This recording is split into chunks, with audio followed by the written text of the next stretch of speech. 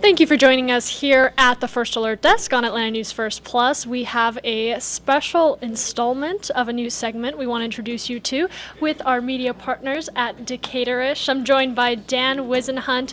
He's the founder and editor of Decaturish. And Dan, this is a brand new digital special that you and I got together and decided to do.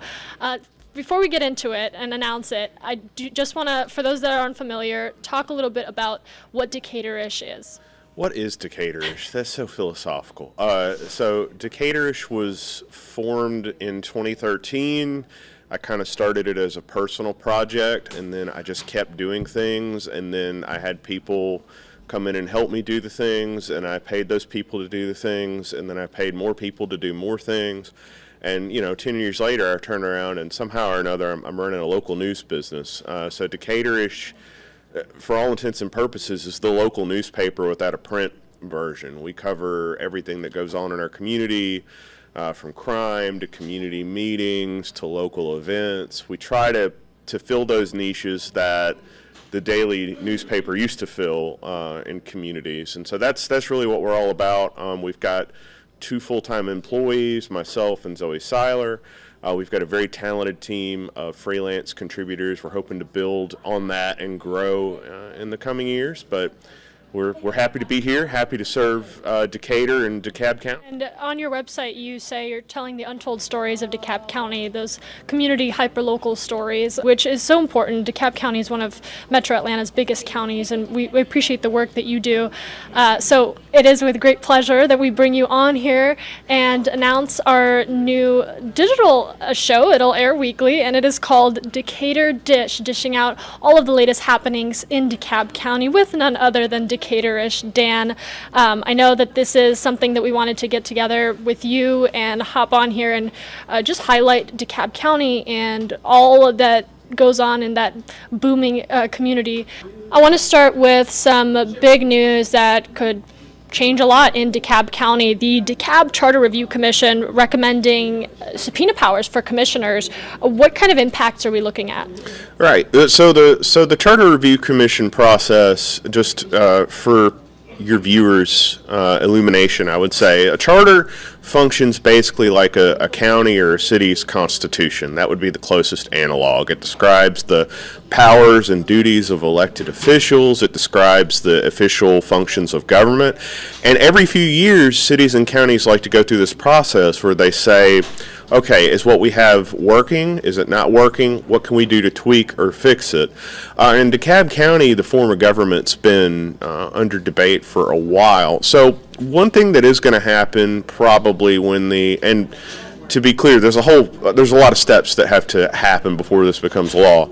But there's talk about giving county commissioners subpoena power, and the intent of that is to give county commissioners a way to summon department heads to county meetings and say, hey, tell me what's going on. Because the way the county is currently structured, the county commission has no direct oversight over county employees. That's overseen by the county CEO, who is Mike Thurmond. DeKalb is, I believe, the only county in Georgia who has a CEO model.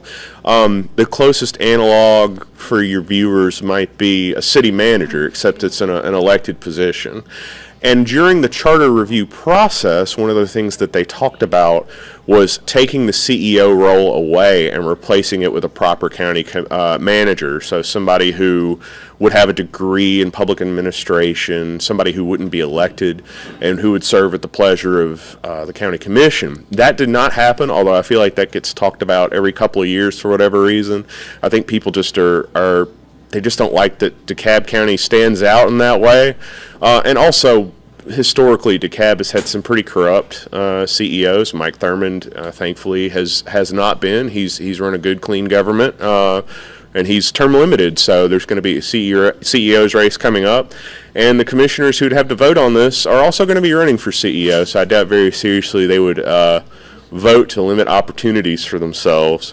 Another proposal that was on the table was adding commission seats, so they wanted to add 2 more to our 7-member board, and that's just a reflection of the population growth in DeKalb County. People want government that's closer to them. That did not happen. Doing away with the county CEO did not happen. The biggest change that's going to be recommended is giving county commissioners that subpoena power. County commissioners have to approve those recommendations. Then the General Assembly has to approve them, which General Assembly does what the General Assembly is going to do 9 times out of 10, and then it's going to go to the voters for approval. So those are the steps in that process. But the impact for residents, I would say, is there would be an opportunity for county commissioners to kind of go outside the chain of command to get answers about things that are going on that they might not otherwise be able to obtain through the normal process. Because right now, they're depending on the CEO to tell them what's going on, and the CEO can tell them whatever he wants to tell them. At Monday night's DeKalb County Board meeting, Keep doing what you're doing because you're doing a good job. the district's Human Resource Department got a pat on the back from board members for filling a huge teacher vacancy gap. I'm saying a great job, fantastic. And the way that you all have worked to bring these numbers down. In June, there were 625 teacher vacancies, but now there's only about 174 openings. And so what we see now is a culmination of all of our efforts to ensure that every child in the district has access to a high-quality, highly qualified educator. Though progress has been made, Although we're not 100% staffed, we are a whole lot better off than we were earlier this summer. one board member posed a concern. My concern is we need teachers. We have people coming in here, teachers been here 20 and 30 years and not making the kind of money that people that are being brought in here are making. Something is wrong with that. There's a disparity here. District officials say they've already implemented something for returning employees this school year. All returning employees, in addition to a 6% cost of living adjustment, along with a step increase, will receive a $2,000 retention bonus. And for new hires, they will receive a $3,000 new hire incentive, which Ward Smith says will roll out in October. I want our community to rest assured, as well as parents, we don't cut corners. Even though we acknowledged that we had 625 teacher vacancies, we made sure that every individual that we hired was properly vetted and met the credentials in an effort to be a certified teacher in the state of Georgia.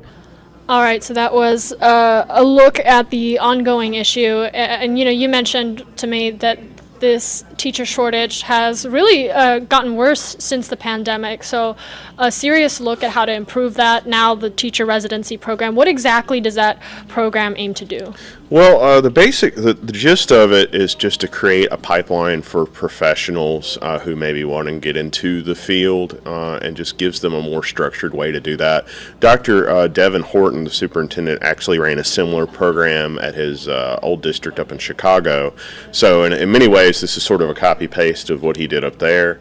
I believe there are a few hundred teachers that were brought into the field that way. I do think that there's a barrier to access for people who might want to get into teaching, but maybe don't want to go through all the formal steps. They might have a college degree in something else. And this is just to sort of give them a little bit of a lift to help get them into the classroom. There are, just as teachers are retiring, there are people who are mid-career who are looking for a career change. They see teaching as teaching has its upsides. I know it's very challenging for the teachers in our classroom, and, they're all my heroes, and I appreciate them all. But teachers do have pretty decent retirement and health care benefits on the whole. So a lot of people who maybe work in places like the restaurant industry with a little less stability, are seeing teaching as a more stable profession. There's a ton of need for it. I was just looking up the stats. DeKalb is down by about 200 teachers, give or take, and down by about 200 assistant teachers, also known as, I take that back, it's 143 assistant teachers, also known as paraprofessionals. The pandemic burned a lot of people out. It was really stressful doing virtual school for 2 years. Getting teachers and kids back in the classroom was equally stressful. There was a lot of angst and emotion around that. There are a number of teachers who were approaching retirement anyway. So they just decided to move on. Some of them might have gone to another district. That's a popular thing that teachers will do. They'll get vested in one district and then get vested in another district. My mother is a public school teacher and did that. DeKalb County changes superintendents about as often as I change socks, which doesn't create a whole lot of leadership stability within the district. And every time you get a new leader in an organization, the priorities change. And I think that there is a lot of institutional uncertainty in addition to all the other factors that I just mentioned that makes teachers say, maybe I could move to another district that's a little bit less of a headache. So that's something that our county leaders at the school board level have to address, and it's really up to the board in terms of how long they hold on to a superintendent and picking another superintendent. So Dr. Horton was just hired over the summer. I think there's an argument that could be made that he hasn't had a real good chance to run his program yet. So we'll see if this yields results. We talk about the school board. I want to bring up the Decatur school board specifically, announcing improved salaries and benefits for their board members, another thing that could trickle down. Let's talk a little bit about the increased pay that's expected in 2024. Real simply, serving on the school board is not a path to prosperity. In fact, it's usually the opposite. School board members put in ridiculous amounts of hours serving our community, and for the longest time, Decatur school board members were paid next to nothing. And if you think about it, that really limits the amount of access that people have to run for school board. So if you would look at Decatur in the past, a lot of the board members were lawyers or realtors or people who had the sort of career flexibility that allowed them to sort of make their own schedules and serve in those capacities. Over time, the school board has tried to diversify its ranks by providing at least some incentive to get people to serve on the board. So it increased from, almost nothing to like 600, and then they bumped it up again to 900 for a regular board member, 925, I think, for the vice chair, 950 for the chair. A lot of people hear a school board giving itself a pay raise, and they think, well, I wish I could give myself a pay raise. And, the sentiment's understandable, particularly when you're talking about taxpayer money. But I do think there's a good faith argument to be made that you lose a diversity of perspectives on your school board if finances are a barrier to serving. If you have to go to a 8-hour school board meeting and you're a single parent, for example, you're going to need a babysitter. Well, you're not going to get a babysitter for free, so you've got to have some way to pay that person. So just little things like that over time. There's been a lot of discussion around paying elected officials because it is a big time commitment, believe it or not. They don't just sit up there and nod their head. They actually go to workshops and they do training, and most of it's uncompensated. So nobody's, I think, trying to get rich by serving on the school board, or at least they shouldn't be. But I do think it's a recognition of there being a significant time commitment in public service and wanting to adequately compensate people for their time.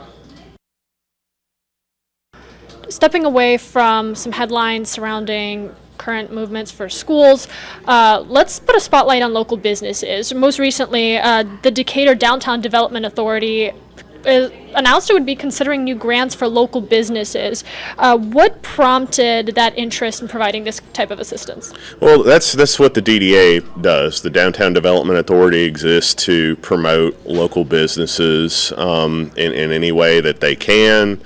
During the pandemic, they got a lot of federal money through the Pandemic Relief Fund. So they distributed quite a bit of money to local businesses. And full disclosure, I'm a business license holder in the city of Decatur, and even we got a grant, even though we annoy those people sometimes. But they didn't hold it against us, thank God. And we have benefited from that. Other businesses have benefited from that assistance as well. They're embarking on a new grant program. They're going to have $75,000 for commercial type improvements, and they're going to have $25,000 for email, for marketing and website design. And in full disclosure, I might apply for the funds for marketing and website design because God knows we need some help. We don't always have money sitting around in our budget for a website tune-up. So that's really what's going on there. The program is still being discussed. At the last meeting, there was some discussion about, are we giving money to tenants to make improvements that their landlords should be making, or are we giving money to the actual property owners? Property ownership in Decatur, when it comes to being a business, is not the norm. And if you take a look around the landscape of business in Decatur, a lot of the ones that have been there a long time own their own building. It's very, very unusual in some respects to have a long-time tenured business that's a renter. So they're going to have to work through some of that, who gets the money and why. There'll be a 25% match, I believe, so you'll have to put in some of your own money to make that happen. But, it by all accounts was a successful program when they did that during the pandemic. I mean, during the pandemic, they were just giving people money. They weren't asking too many questions about it. They just assumed that everybody, needed a hand, which was true, because the pandemic basically killed the restaurants for a little while. So they've got a track record of being successful at that kind of program in the past. They're going to have to work through some technical details about it going forward. But I expect that we'll be hearing more news about that in the coming months and how they plan to implement that program. We'll keep you updated Yeah, both on absolutely. Atlanta News First and Decaturish.com. So, all right, this next segment I like to call the talk of the town, these stories that got people in DeKalb County and surrounding communities talking, and it's none other than a very special Kroger down in Decatur. Yes, the baby Kroger at 720 Commerce is, it's been there for 22 years. It's a long time to be in one place. Served a lot of people who walk, to Decatur is a very pedestrian-centric community. We also have an older population who appreciated having a store that they could walk to. But Kroger decided in December of 2022 to close that location, but they still had a lease. So they closed it, and they just kept it closed, and it's going to be closed through 2025. In the meantime, the owner's got to figure out what to do with it. And so the big news that we reported last week is the owner, Stein Investments, is going to partner with Pope and Land, which is another developer that owns some adjacent office space, and they're going to combine those two pieces of property and turn it into some kind of a mixed-use development with a grocery store. Everybody in Decatur is praying for a Trader Joe's. I do not know if Trader Joe's is going to happen. I do not have special insight on that, but I know. Are you hoping for a Trader Joe's? I'm a little bit cynical. I mean, Aldi is like Trader Joe's without the Hawaiian shirts. I mean, it's basically the same company. You got $2 wine. You got the same products, but Trader Joe's is just an obsession, and I think not having one is sort of a blow to the collective ego of DeKalb County. Everyone's like, we've got the resources, we've got the money, we can support this. But for whatever reason, it hasn't happened yet. We do have some other similar products. We have Lidl, we have Aldi. I told them, they could put a Lidl in the baby Kroger and they could call it Lidl Baby, but nobody liked that dad joke, so it was rejected. But Trader Joe's it's almost a running joke, and actually for our April Fool's Day joke on Decaturish, we announced that we were going to take over the space and call it Barter Bob's and make it like a Bob Ross themed I'm for that. grocery store. Yeah, our prices aren't low; they're just happy little accidents, But yeah, so I mean, there is a strong push. When people hear mixed use in Decatur, they think, oh boy, here we go again. Another mixed use, more traffic, more apartments, more retail that's chain and not locally owned. But I guarantee you, opinions would turn around very, very quickly if they could attach a Trader Joe's to that project. At this point, they might even build a statue of the developers. I don't know. This has become a push for Trader Joe's. We're starting a petition. Yeah, maybe. I mean, I believe there may have been petitions in the past, but there is a strong desire in general to have another grocery store in that space to replace the one that was lost. when that closed, Decatur started a circulator shuttle program, but it's sort of like a MARTA add-on, if you will, and it ran routes around the city, and it goes to the Publix. And, this is no knock on Publix. I love my neighborhood Publix. But people like to price compare when they grocery shop. I know I don't always buy everything at Publix. Sometimes I'll go to Aldi or the Kroger down the road for me to see if they got a little better price on something. And I do think that there's a desire within the community to have competition within the local market when it comes to groceries, and Trader Joe's would certainly provide that. Why do you think mixed-use development is so controversial for Decatur? It's controversial everywhere. It's very typical of any project. The last few projects that have come down in Decatur have all been mixed use, and it's driven by money. I mean, people wouldn't be building these things if there wasn't a financial component to it. The main issue that people have with it is it never seems very original to them. In Decatur, though, we do have inclusionary zoning, so there will be a certain amount of units set aside as affordable units for people who are lower income to move in. That's actually the law in Decatur now. It wasn't before. So every new mixed use going forward, you're going to see some affordable housing component. But people are generally resistant to change just because they don't like change. And traffic is an issue. And, I live next to the North DeKalb Mall, and, it's going to be huge. I mean, it's going to be thousands of homes, and it will be a traffic imposition. At the same time, a property that's not generating any tax revenue is not doing DeKalb County or its residents much good. So there's always a balance you have to strike when it comes to those sort of things. But the bottom line is the developer, if they've got the zoning, they can put whatever they want there. Their argument is going to be, we might as well put something decent that people will support, as opposed to just, putting whatever we can there as is and going from there. So I think those are kind of the two sides. But I get it. I get it. Development definitely adds to congestion around where you live. There's no denying that. The question is, for everybody, what are the trade-offs? What do we get for it? DeKalb County has quite a large animal shelter within its The DeKalb County Animal Shelter does fantastic work for pets that are in need of homes and connecting them with their forever families. But most recently, and really for a long time, it has been dealing, like many other shelters, with a constant overcrowding issue. Our Adam Murphy actually spoke to a rescue organization about some of the efforts that are being taken to prevent these shelter pets from ending up on the kill list, the euthanasia process. And as you and I will talk about, there's now a push to end that no-kill policy. Oh, my SpongeBob. He's an amazing big guy. Love this guy. Rosalie Hathcock is an animal lover and volunteer for Lifeline, which runs 2 major shelters in Metro Atlanta. And he has these extra wrinkles around his face. So gosh, it would make me so happy if I could get that baby adopted. She and some of her fellow volunteers decided it was time to think outside the box and come up with a way to get more people interested in adopting the dogs in the Fulton and DeKalb County shelters.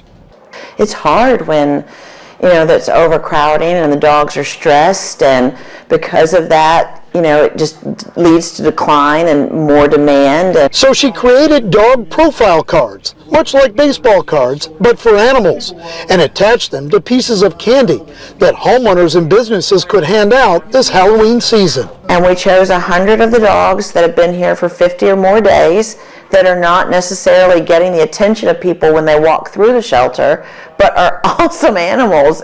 The cards give fun facts about the dogs that have been in the shelter for 50 or more days.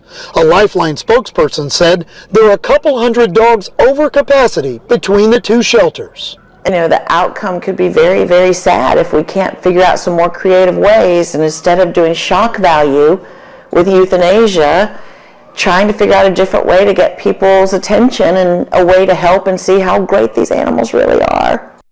Yeah, so a push with Halloween candy to get people informed on all these pets that if they're not rescued, otherwise they won't really have much of a future. That brings me to the no-kill policy, and that is a push from PETA, from local DeKalb County commissioners. PETA's argument is that it's inhumane to keep them in these conditions, and it would be more humane to provide euthanasia to animals that are unadoptable. There's a no-kill advocacy group who takes the different view, that says the county should keep that policy in place. You know, that shelter is built for 250 dogs, is my understanding, and they've got more than 600. So they can maybe make it work at 400, 450-ish, but they've got to, adopt out 21 dogs a day pretty consistently to make that happen, and it's just hard. It's harder than ever to own a pet in DeKalb County. Some apartments don't allow them. People are always struggling to find housing. There's a debate about what kinds of animals you're able to get from the shelter. If you want a younger dog, that might not always be available to you. So they're pulling out all the stops. Animals is to get these dogs adopted. Animals and animal rights are things that people are very, very passionate about. I think it's just important to recognize that there's a complicated issue at play here. It has things to do with housing affordability. It has things to do with shelter capacity, funding. The amount of cases that are being prosecuted now for animal cruelty. Those dogs have to be kept as evidence until those cases are resolved. So there are a lot of things going on that have created this crisis, and I think there are a lot of people who are coming at the problem from a place of good faith, who are trying to solve it. But right now, there's not widespread agreement. I mean, you've got PETA fighting with the no-kill animal shelter group. This is going to take a minute to figure out. But at the end of the day, I think everybody involved wants what's best for the animals. We're just trying to figure out what that is right now as a county. We'll continue to monitor that. I know you guys are following that closely on Decaturish.com. Absolutely, yeah. All right, our last talk of the town, if you are a DeKalb County resident, probably the most important one right now in late October, early voting currently underway ahead of the November 7th election. Want to talk to you about everything that you basically need to know so that you can go out there and vote. Yeah, absolutely. We're really preachy about local elections because it's the government that is closest to you, and it's the government that has more ability to make an immediate impact on your life than any other government. But it's the election that a lot of us think about the least. And sometimes that's because there aren't a lot of people running. There aren't a lot of contentious issues going on. In Decatur, we have mostly uncontested races except for the school board, and that's because it's an open seat, and that's not a real mudslinging race of any sort. It's just two people who just really want to help the schools, and they both happen to be running for the same seat. Avondale Estates, same situation. There are no contested seats. There are 3 seats on the ballot. But then you've got places like Clarkston, which has gone through a lot of civic turmoil of late.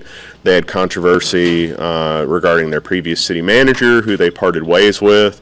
And there are a lot of people who are very angry about the state of city government. And typically, I think there are 8 or 9 candidates that are running for Clarkston City Council. Maybe not quite that many, but it's more than 5.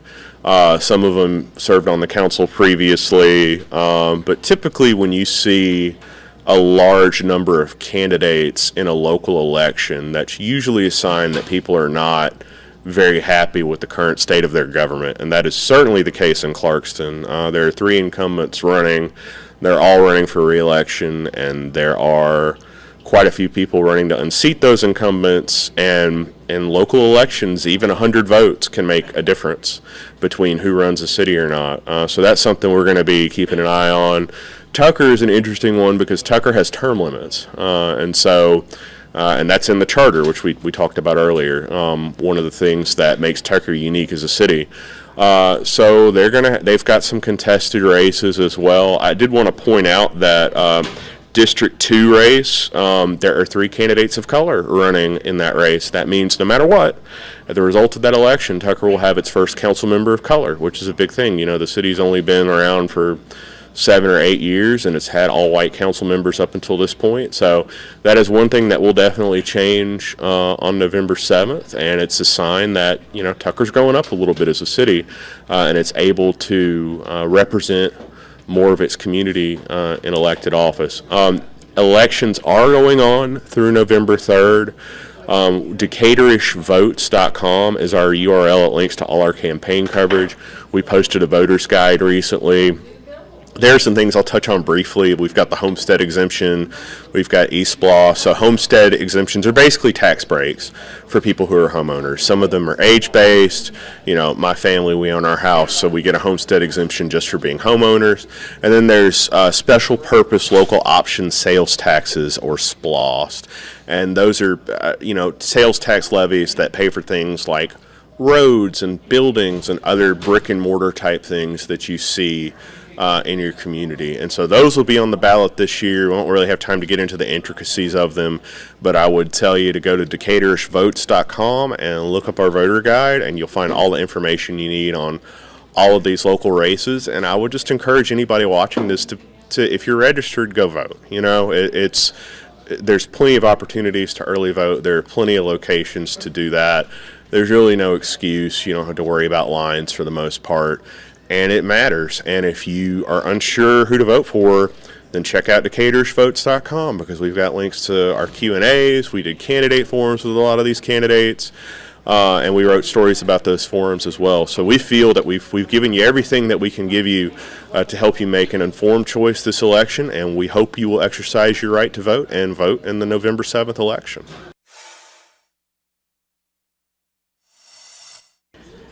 As we wrap up our conversation here on Atlanta News First Plus with none other than Decaturish, Dan, we want to put a spotlight on the DeKalb County community. Just recently, a Decatur high school student was honored by a city commission for really being a good Samaritan and being there for someone in a time of need. And as our Madeline Montgomery reports, this really a tragic story, but one that ended in justice.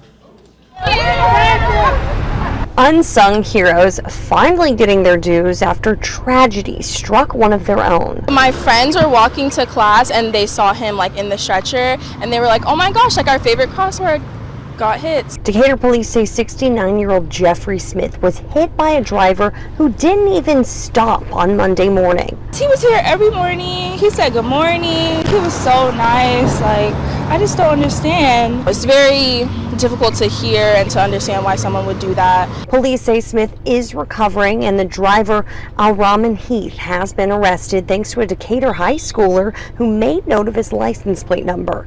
And while Smith's regulars are glad to know he's okay and that there will be justice. I saw him every single day. He was so nice, and Unsung heroes finally getting their dues after tragedy struck one of their own. My friends were walking to class and they saw him like in the stretcher, and they were like, oh my gosh, like our favorite crossword got hit. Decatur police say 69-year-old Jeffrey Smith was hit by a driver who didn't even stop on Monday morning. He was here every morning. He said good morning. He was so nice. Like, I just don't understand. It's very difficult to hear and to understand why someone would do that. Police say Smith is recovering, and the driver, Al-Rahman Heath, has been arrested thanks to a Decatur high schooler who made note of his license plate number. And while Smith's regulars are glad to know he's okay and that there will be justice. I saw him every single day. He was so nice, and we always talked like while I was waiting before we crossed. They believe one arrest won't stop the issues at South Candler Street and East College Avenue. My friend group, we really don't want to cross here anymore, and even that cross section back there is no better. Like, my friends have been hit on that cross section too. And we have the lights. It's always busy. Like, the roads are busy, walkers are busy. Agnes Scott College, Decatur High School, and Beacon Hill Middle School all have students crossing these streets daily. And while folks agree the crossing guards are doing all they can, people don't understand. They really are putting their lives on the line for us, because Atlanta drivers, we know, are crazy. they feel more could be done. I think that they need to have like a police officer posted here, because I think people would take it more seriously and are less inclined to like run a light or hit someone with their car. Madeline Montgomery, Atlanta News First. That was our Madeline Montgomery. Good news here, 69-year-old Decatur resident Jeffrey Smith is okay, and that student, Tessa Hebner, being honored by the City Commission. Really important moment for the community to just celebrate that everyone was okay.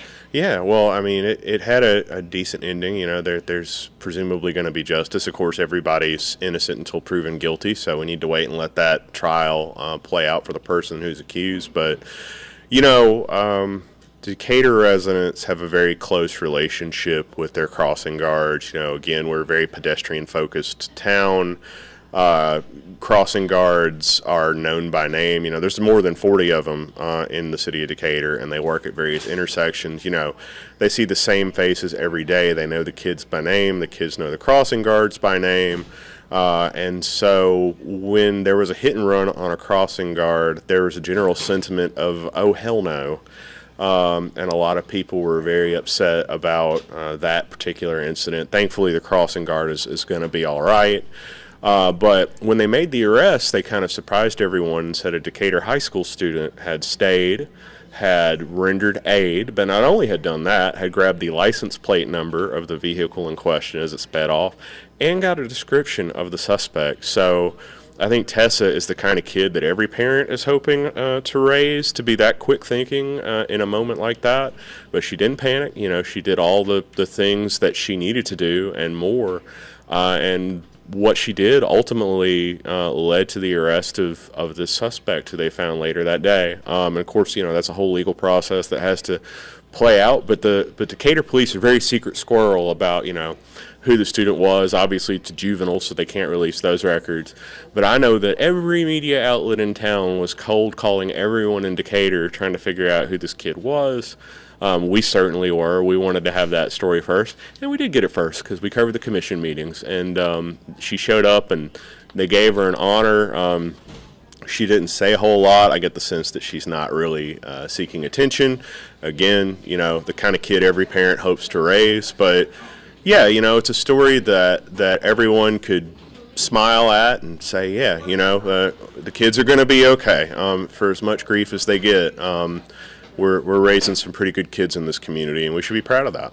Another example of what makes DeKalb County so special. Indeed. The incredible work that Decaturish does to cover these local stories and the stories of these community members who do amazing things.